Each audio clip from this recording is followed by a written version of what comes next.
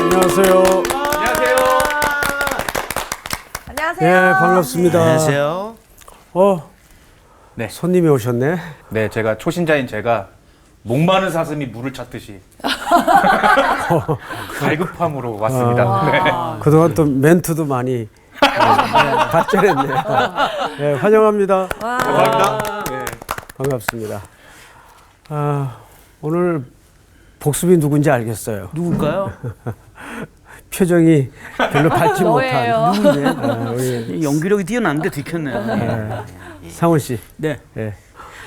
지난 시간에 이제 유다가 예수님 판돈을 성전에 던지고 이제 목 매달려 죽습니다.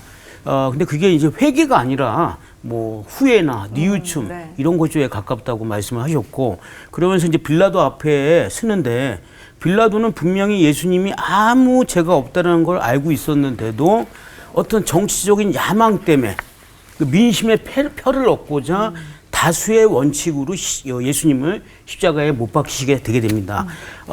근데 그 십자가에 못 박히는 이 사건은 우리가 굉장히 좀 주의 깊게 봐야 될 게 육체적인 고통이나 뭐 고난에 초점이 있는 게 아니라 어떤 수치심, 멸시, 천대 이런 데에 초점이 있는 거거든요.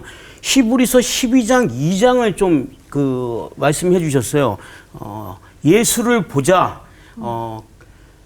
예수 그는 그 앞에 기쁨을 위하여 십자가를 참으사 부끄러움을 견디시고 부끄러움을 개의치 않으시고 이렇게 써 있거든요. 그러니까 어떻게 보면 우리 그 패션 오브 크라이스트라든가 그런 영화들 보면 고통에 초점을 둔 영화들은 사실은 거기에 초점이 아니니까 결국 목사님께서 얘기한 그래서 실패를 했다.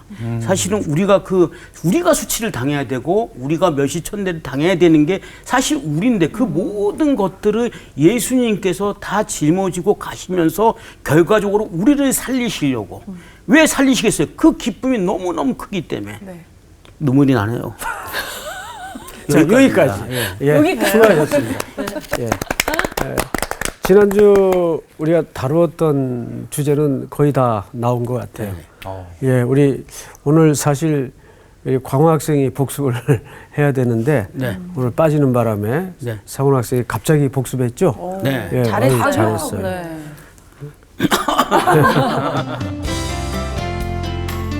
오늘 수업 마태복음 80강 임마누엘의 약속 십자가. 자, 오늘은 예수님의 십자가 위의 모습을 주로 바라보면서 우리가 공부를 좀 이어나가도록 하겠습니다. 우리 가람 학생도 따라올 수 있겠죠? 네, 열심히 따라가겠습니다. 예. 네. 오늘 그래서 본문은 45절서부터 읽도록 하죠. 우리 홍가람 학생부터. 네. 제6시로부터 온 땅에 어둠이 임하여 제9시까지 계속되더니 제9시쯤에 예수께서 크게 소리질러 이르시되 엘리 엘리 라마 사박다니 하시니 이는 곧 나의 하나님 어찌하여 나를 버리셨나이까 하는 뜻이라. 거기 섰던 자 중 어떤 이들이 듣고 이르되 이 사람이 엘리야를 부른다 하고 그 중에 한 사람이 곧 달려가서 해면을 가져다가 신 포도주에 적시어 갈대에 꿰어 마시게 하거늘 그 남은 사람들이 이르되 가만두라 엘리야가 와서 그를 구원하나 보자 하더라. 예수께서 다시 크게 소리 지으시고 영혼이 떠나시니라. 네, 거기까지만 읽도록 하겠습니다. 이제 나머지 부분은 우리가 또 진행을 하면서 또 함께 읽어가 보도록 하고요. 네. 자, 우선 오늘 내용은 십자가 위에서 예수님이 어떤 태도를 보이셨는가에, 지난주 우리가 가장 중요했던 초점은 뭐 어떤 영화를 제가 지칭해서 이건 실패했다라고 말은 했지만 그건 제 개인적인 주관적인 견해라는 거를 말씀을 드립니다. 네. 그러니까 그 영화는 너무 그 고통, 육체적인 고통에 초점을 맞추다 보니까 놓쳐버린 게 하나가 뭐냐면 성경에서 드러내고자 하는 진의를 놓쳐버렸어요. 십자가 사건은 육체적인 고통이 일차적인 초점이 아니에요. 수치예요, 수치. 그리고 모욕. 이것은 사실 죄로 인해 우리가 겪어야 될 내용인데 예수님이 이것을 대신 십자가를 지는 과정 속에서 다 겪으셨죠. 근데 이 수치와 모욕도 이제 우리가 공부를 들어가면 알겠지만 이미 구약에서부터 예언된 하나의 성취적 사건이라는 것을 놓쳐서는 안 됩니다. 여러분, 죄가 들어오면서 제일 먼저 뭐가 찾아왔죠? 인류에게? 수치가 들어와요. 네. 수치스러움이 들어와요. 그래서 이것은 굉장히 중요한 주제입니다. 자, 그러면 이제 45절부터 우리가 좀 보도록 합니다. 제6시로부터 온 땅에, 이거는 유대 시간을 얘기하는 거겠죠? 네. 네. 온 땅에 어둠이 임하여 제9시까지 계속되더니 제9시쯤에 예수께서 크게 소리질러 이르시되 엘리 엘리 라마 사박다니 하시니 이는 곧 나의 하나님 어찌하여 나를 어떻게 하셨나이까? 버리셨나이까. 예, 엔카 파레이토, 이 말은 버리다. 우리가 예수님이 십자가를 지는 과정에서 항상 생략될 수 있는 부분이 예수님이 버림받았다는 사실을 스킵하고 지나가거나 놓쳐요. 맞아요. 예수님은 평생 이 땅에 머무시는 동안 하나님을 향해서 아버지라고 불렀지, 심지어는 제자들에게도 뭐라 그랬어요? 우리에게 기도를 가르쳐 주십시오, 선생님. 그러니까 뭐라 그랬어요? 하늘에 계신 우리 아버지요. 아버지로 불렀어요. 그런데 오늘 여기에서만은 하나님이요, 나의 하나님이요, 어찌 나를 버리시나이까? 그러니까 정확하게 버림당한 예수 그리스도. 여러분, 이것이 성경 전체에서 뭘 의미하는지 아세요? 제가 앞서 시간에 여러분들에게 마태복음을 수미상관법에서 이해를 해야 된다.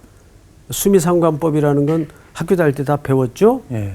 뭐 안 배운 척하지 마시고 그 제일 앞과 뒤를 괄호를 치는 식으로 문장의 구조를 만드는 거죠. 네.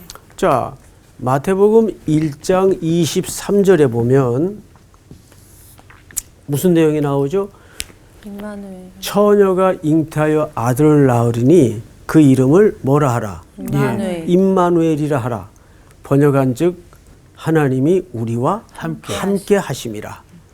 그러니까 마태복음은 첫 절에 함께로 시작을 해요. 네. 예? 하나님 우리와 함께 하시는 것으로 시작을 해요.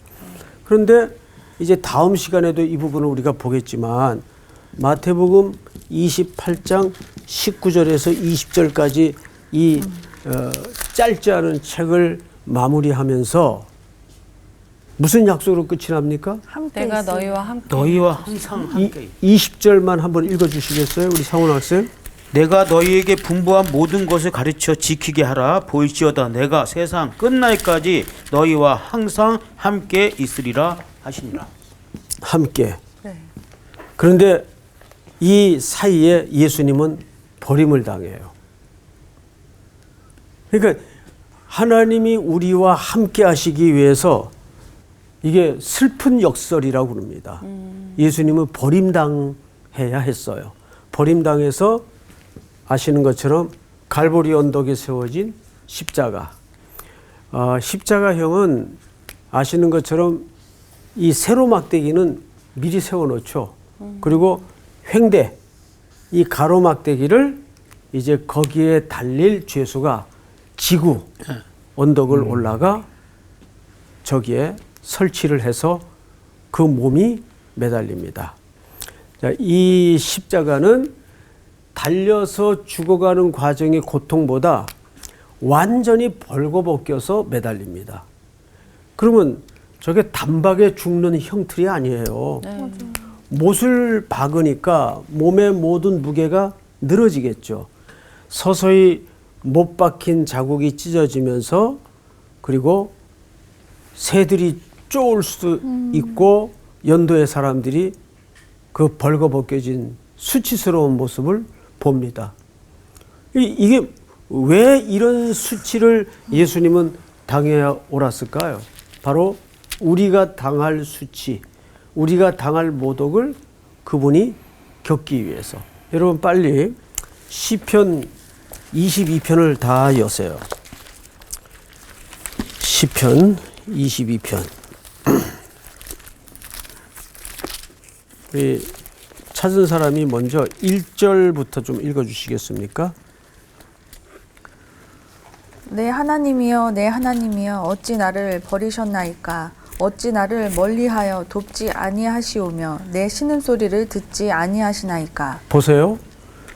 이거 방금 어디서 본 느낌이죠. 네.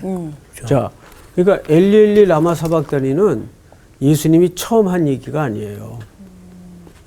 아버지야 왜 나를 버리십니까? 근데 사실은 우리는 아버지라고 표현을 하지만 예수님은 아버지라는 말을 거기서 못 써요. 하나님이라 그래요. 하나님이여 하나님이여 어찌하여 나를 버리신나이까. 자, 그러면 우리 향기 학생이 한번 상상을 해서 왜 평소에는 아버지라고 말씀을 하셨는데 왜 하나님이라는 오피셜한 표현을 하셨을까요? 예수님은?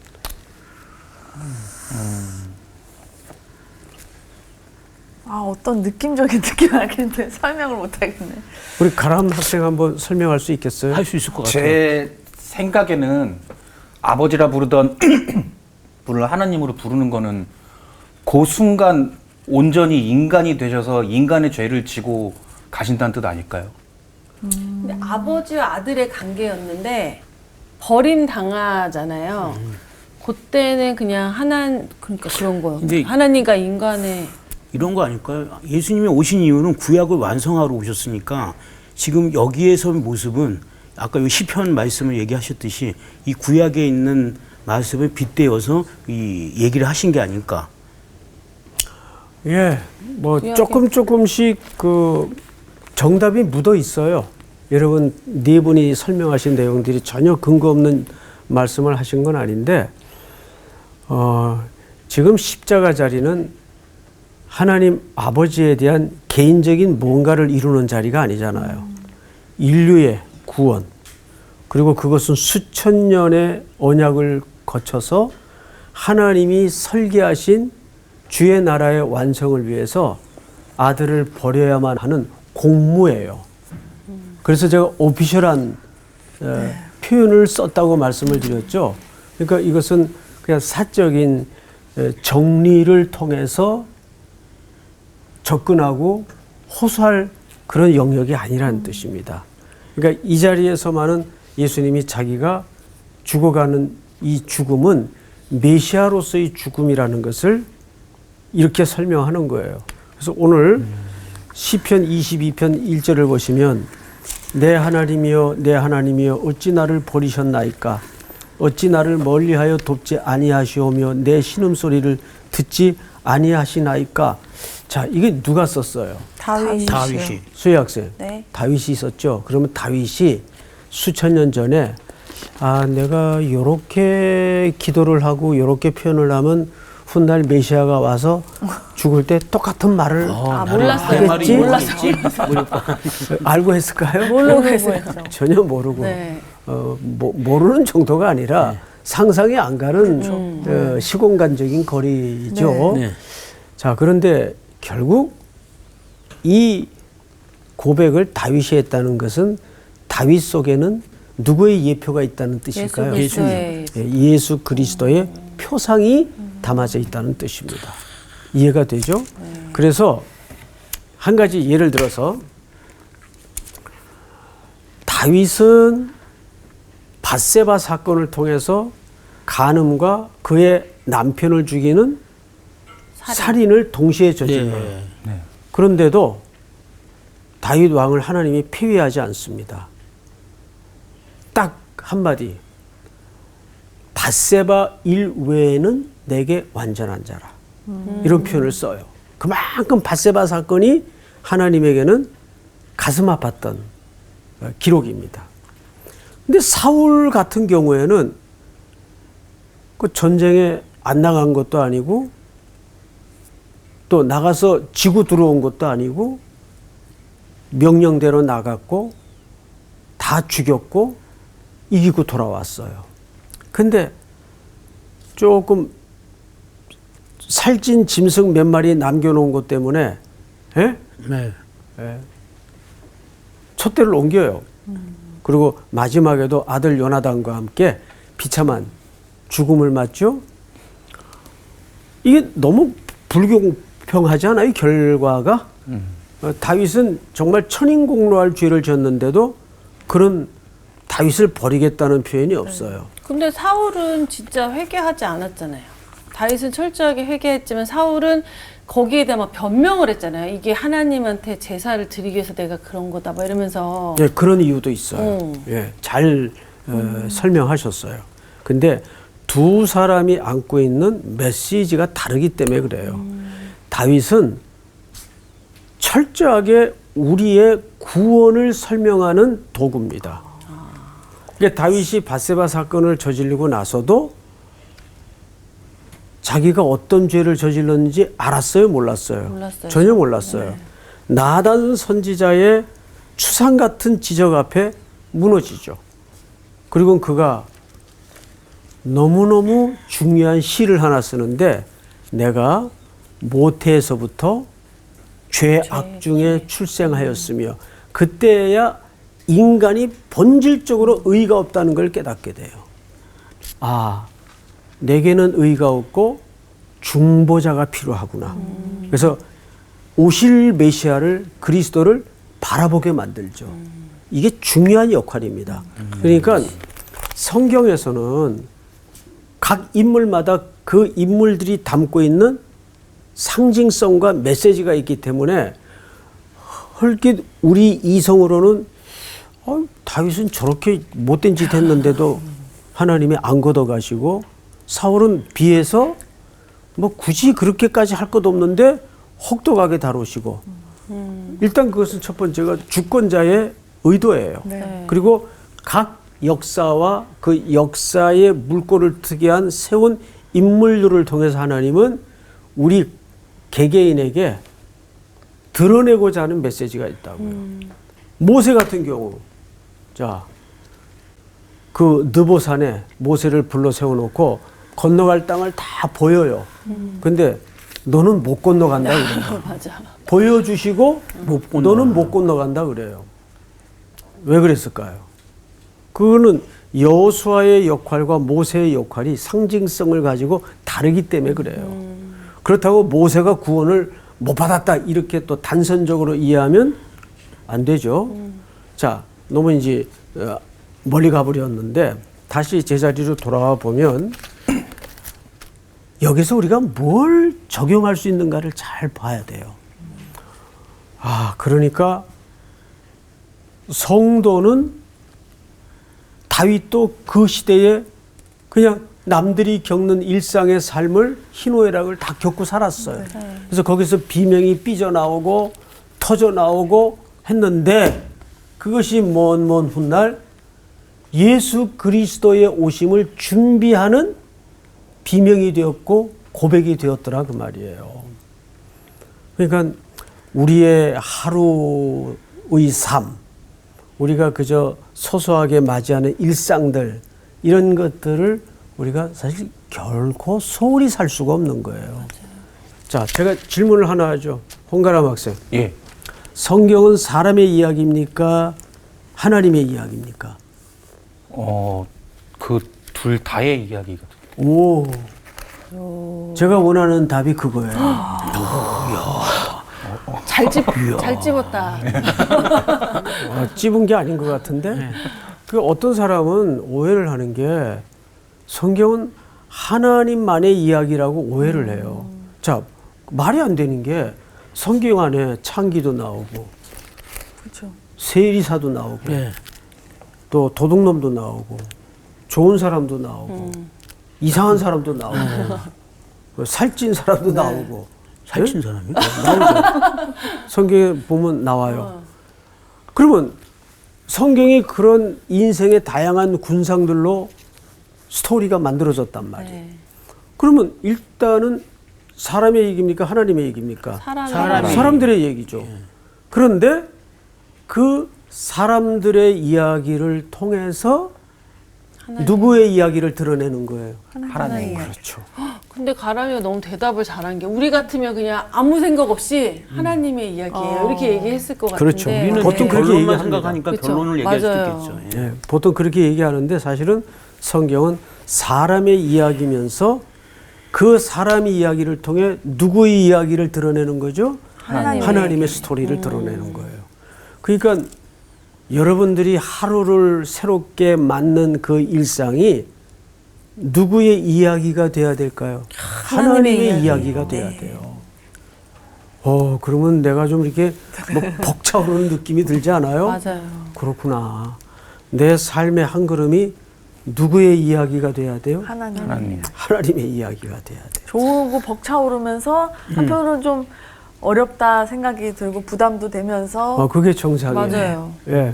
항상 그리스도인들의 삶이라는 게 고난도 없고 그저 보랏빛에 무지개가 뜨고 이런 삶이 되었다면 얼마나 좋겠어요.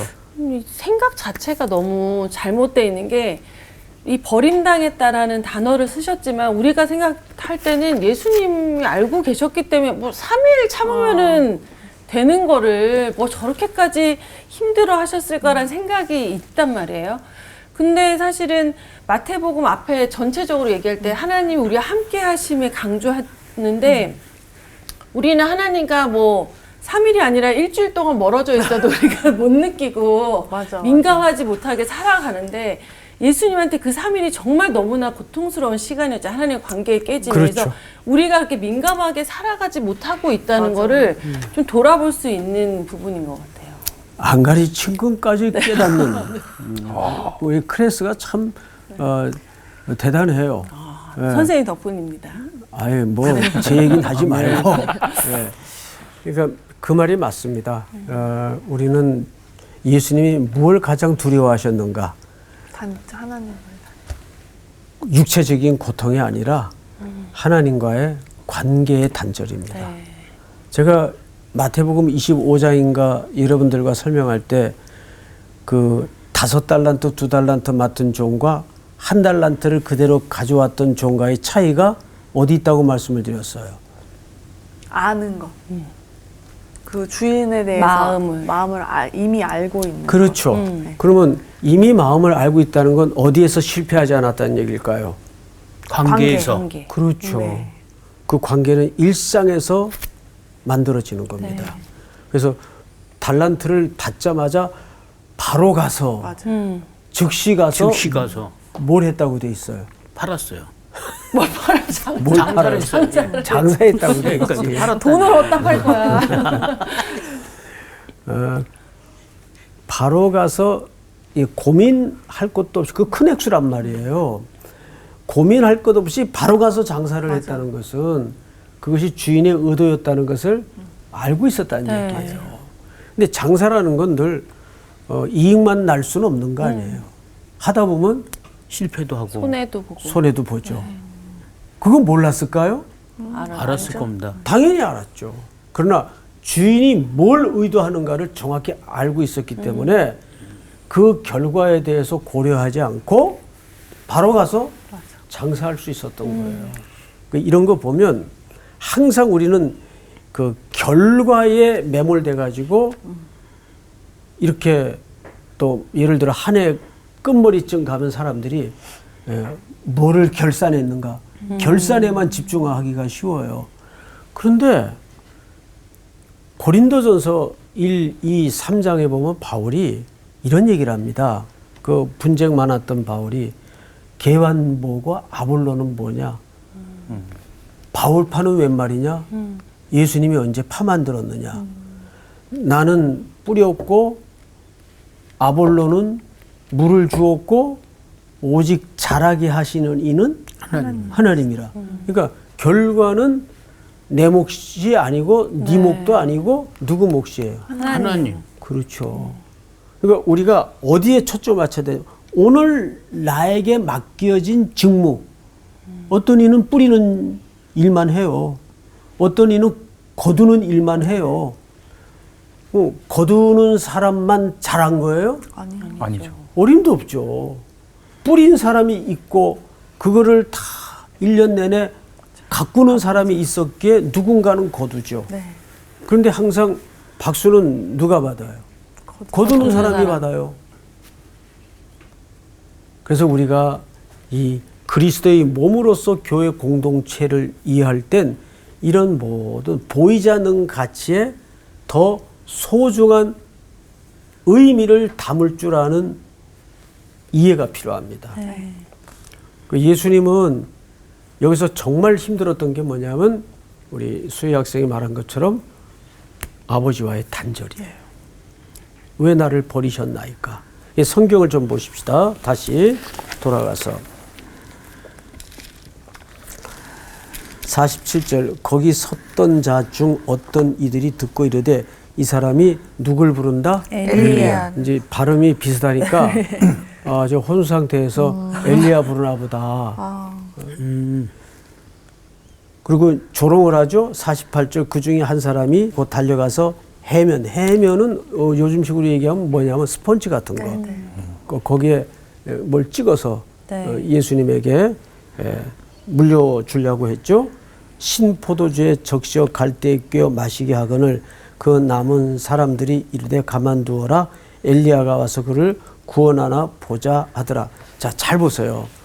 사복음서에 예수님이 십자가에 운명하시던 그 과정을 보면 육체적으로 초점을 맞추어 기록하거나 설명한 데가 없어요. 전부 어디에 오히려 초점을 맞추었죠? 그들의 조롱, 수치, 모독, 그리고 예수님이 겪는 수치에 집중되어 있다는 것을 놓쳐서는 안 됩니다. 우리가 항상 기억할 것은 아주 낮은 사람이라도 하찮아 보이는 사람이라도 그 안에 누구의 형상으로 봐야 됩니까? 하나님의 그래서 에베소 6장에 보면 사도 바울이 주종의 관계를 5절부터 설명하면서 그 주인들에게 뭐라고 얘기합니까? 함부로 하지 말라. 그 당시 노예들은 소유물이에요. 그냥 물건이에요. 생사 여탈권을 가지고 있었고 마음에 안 들면 팔 수도 있었고. 그러니까 그 종들의 심령 속에 채곡채곡 쌓이는 그 인간에 대한 분노 이런 게 얼마나 컸을까요? 그 뿌리라는 몇 부작에 걸친 드라마인가요? 그게 영화를 보면 에이 설마 저렇게까지 했으려고? 아니요.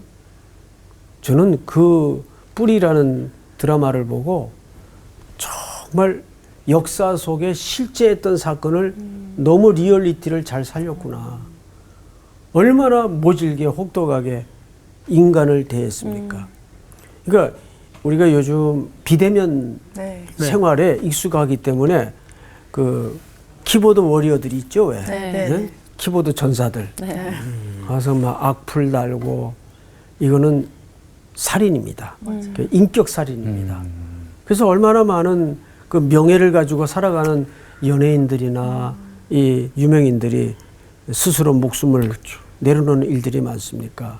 그런 행동들은, 그런 문화는 우리 그리스도인들부터 먼저 선한 영향력을 끼쳐서 바꿔줘야 돼요. 예수님이 이 십자가 위에서 그런 모독을 지금 겪고 있습니다. 이건 명예살인이거든요.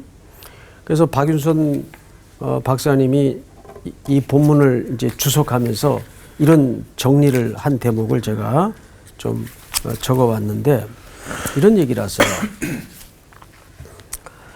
첫째, 사람들의 명예를 훼손하고 모독하고 모욕하는 일에 결코 동참해서는 안 된다. 살인하지 말라라는 십계명은 꼭 물리적인 폭력에만 해당되는 것이 아니다. 그 방금 말씀드린 이런 것도 사실은 살인행위입니다. 네. 예. 그게 무서운 줄 알아야 돼요. 근데 너무 그런데 의식이 없어요. 그리고 두 번째, 남에게 모멸감을 안기는 모든 삶의 태도에 해당한다. 남에게 모멸감을 안기는. 자기는 난 뭐 바른 말만 해. 잘났죠. 이런 사람들이 의외로 많아요. 특별히 율법주의에 젖어 있는 기독교인들 가운데, 신앙생활을 오래 한 사람들 가운데 그런 걸 밥 먹듯 하는 사람들이 있어요. 말씀이라는 명분을 앞세워서. 세 번째가 하나님의 형상을 모독하는 죄악을 멀리할 뿐 아니라 그거를 미워해야 돼요. 그리고 큰 두 번째로 박윤선 박사님이 이런 이제 결론을 얘기합니다. 하나님의 뜻에 순종하는 길에는 조롱과 모욕이 따라올까요? 안 따라올까요? 따라옵니다. 따라오죠. 우리가 그 부끄러움을 앞에 있는 즐거움을 위하여 개의치 말아야 돼요. 당연히 따라옵니다. 조롱합니다. 그런데 우리는 우리 앞에 영원한 본질인 그 나라의 의미를 알기 때문에 그게 아무렇지도 않을 수는 없지만 무시될 수 있는 거예요. 세 번째로 이런 얘기를 하십니다.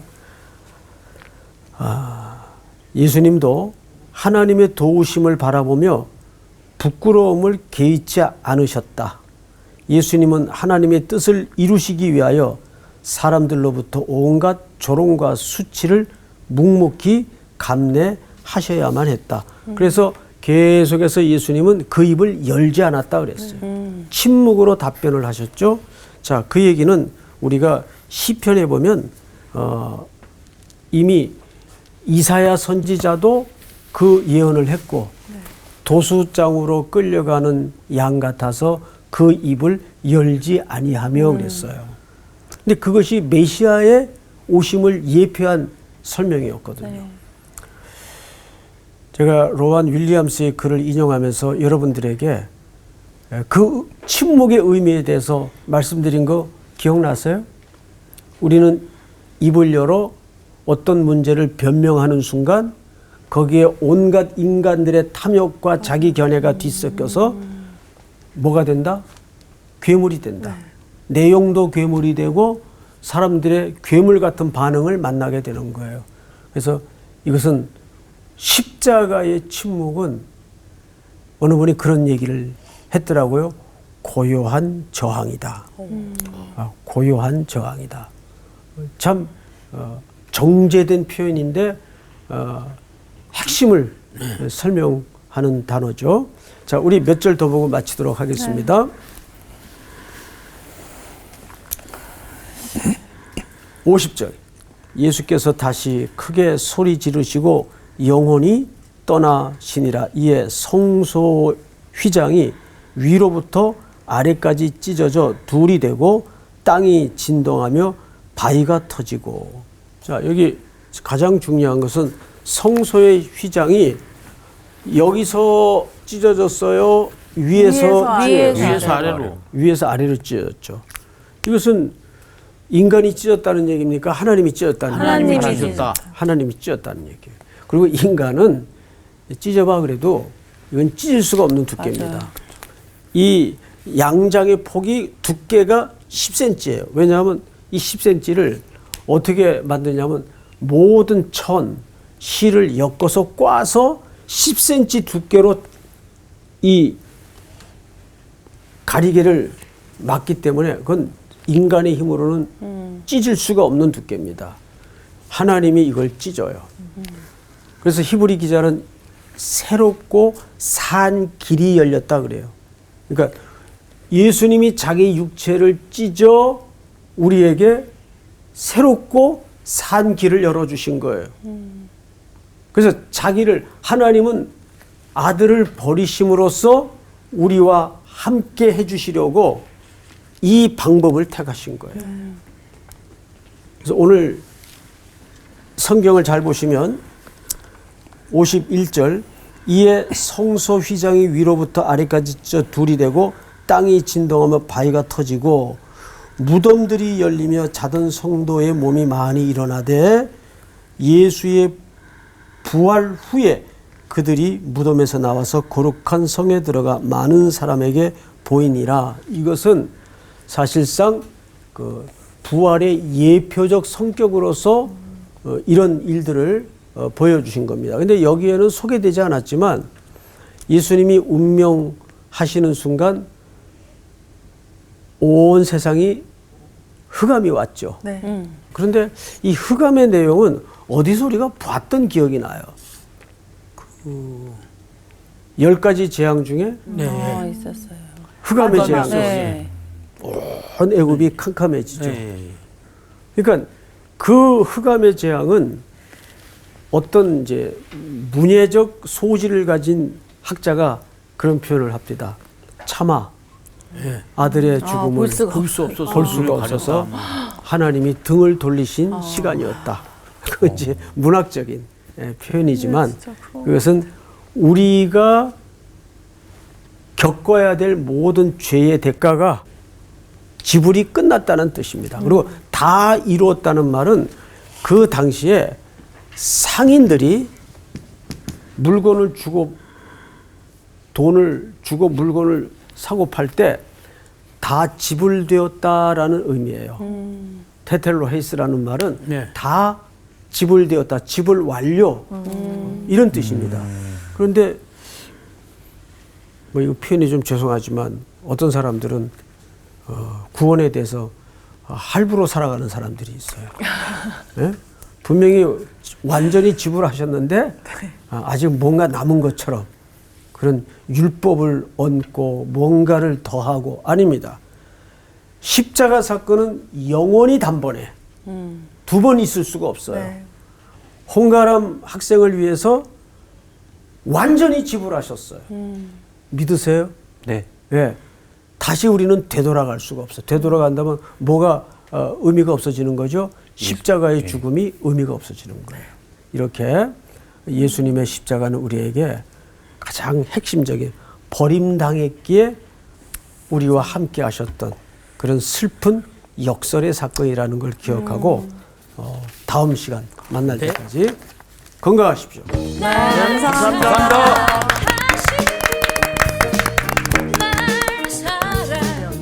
구원도 그렇고 현실에서도 그렇고 여튼 할부는 안 좋다. 일시불이다.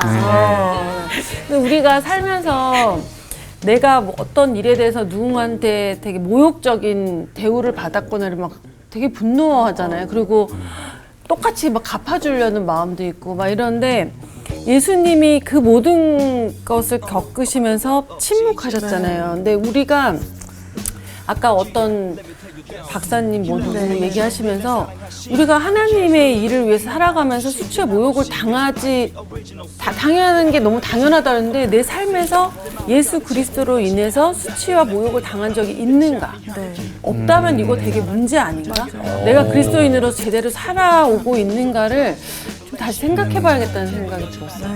어쨌든 제일 중요한 게 이제 예수님께서도 하나님과의 관계가 끊어지는 거에 대한 진짜 두려움이 있으셨는데 관계 우리가 제일 중요해. 송태근 선생님과도 관계가 관계. 좋기 때문에 커피가 드시고 싶다 그러면 바로 즉시 가서 어떤 거를 또 사올 수 있는 또 그런 관계가 선생님이 있죠. 좋아하는 커피는 거기야. 알잖아요. 이런 것처럼 우리가 하나님과의 관계를 맞아요. 하나님을 더 많이 알고 말씀 보면서 우리가 진짜 그래요. 살아가요. 우리가 이번 한 주간은 또 하나님과 관계를 철저하게 좀 점검하면서 한 주간 그럼요, 살아보면 좋을 것 같아요. 그렇죠. 네. 버려지지 않게. 버려지지 않게. 네. 다음 주에 만납시다. 네. 파이팅!